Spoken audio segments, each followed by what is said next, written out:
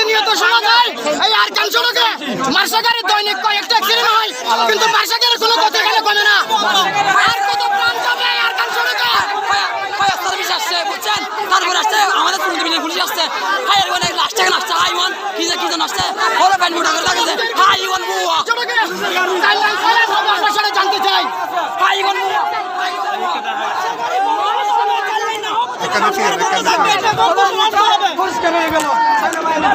কেন পরিষ্কার হবে কেন? আর যে বলছিল নির্বাচন আগে বলছিল একজন বলছিল